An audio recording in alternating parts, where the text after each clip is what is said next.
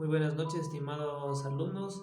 Viendo alternativas para continuar con nuestra materia correspondiente a historia, el día de hoy vamos a explicar y vamos a hablar sobre el sincretismo religioso en la colonia. El material que se va a facilitar va a estar dentro de los enlaces y también va a estar dentro del material base que va a ser entregado a la unidad educativa.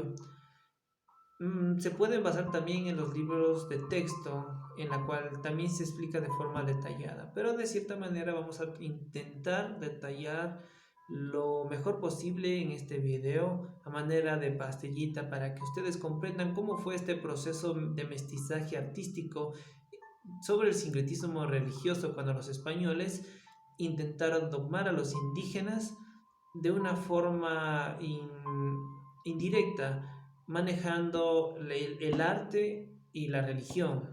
Muy bien, entonces nosotros vamos a ver qué es el sincretismo religioso. Nosotros vemos que los indígenas mezclaron aquí sus creencias.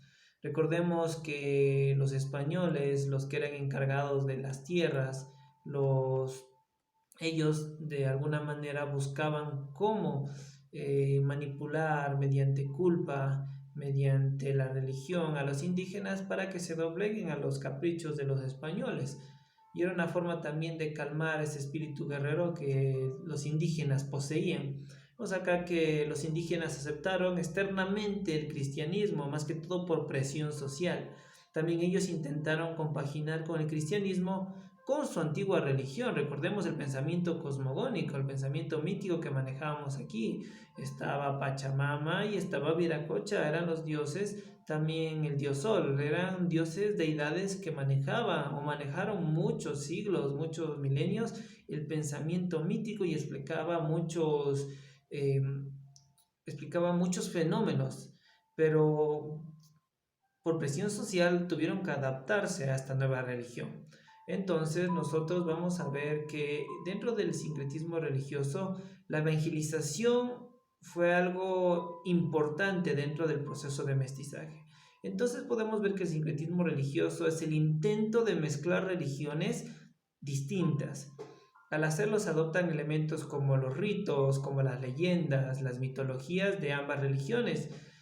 Muchas de las creencias de los indígenas a los dioses estaba dentro de su vida cotidiana.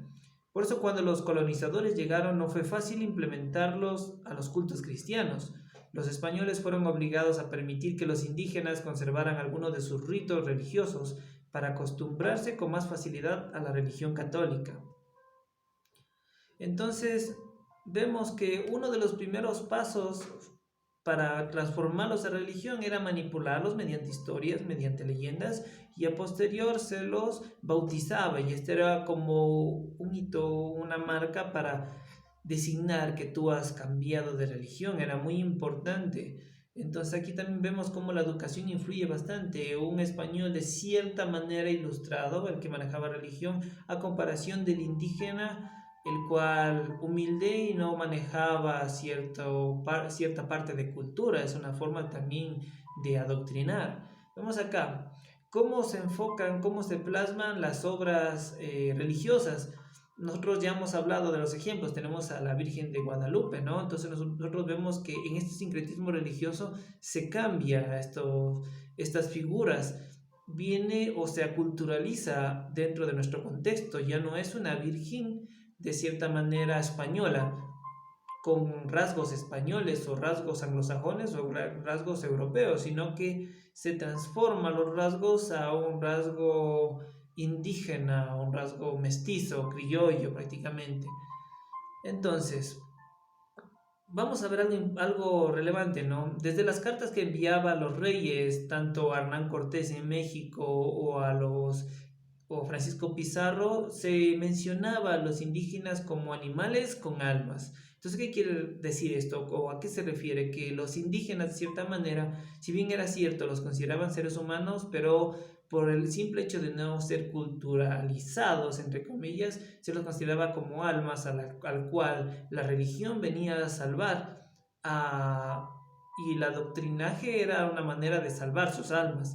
Entonces, ante esto se desarrolla la conquista espiritual. Aparte de ser una conquista territorial, empezaron a ser una conquista espiritual, donde las diferentes órdenes religiosas van evangelizando a los indígenas eh, por medio de mitos y facilitarían a la evangelización y la conversión a gran escala. Entonces también vemos que el miedo es importante para que una persona empiece a creer. Hoy en día una de las fiestas más grandes de los países son las procesiones, como hay la procesión en septiembre de la Virgen del Quinche, o también existen ciertos días para recordar y adoctrinar a las personas, para inmiscuir sus pensamientos, sus creencias y hacerlos verdad.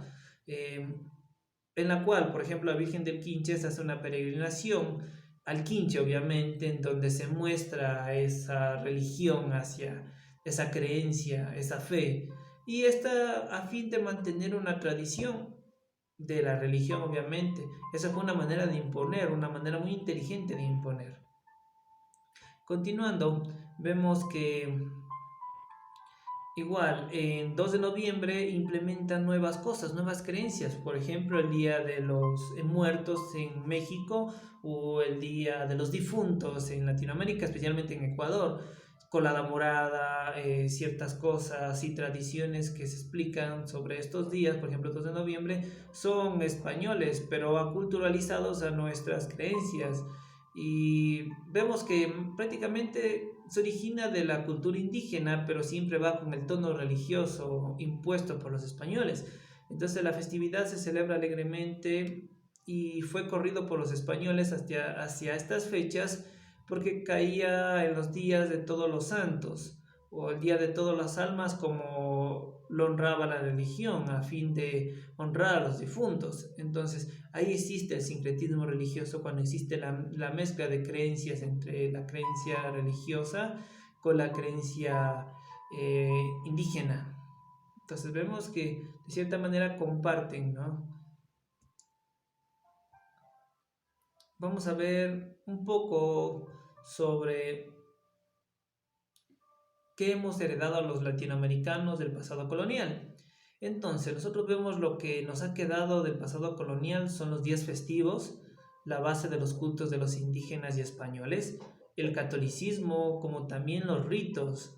El hecho de bautizarse, primera comunión, confirmación y etcétera son ritos netamente religiosos que no nacen con nuestra cultura indígena.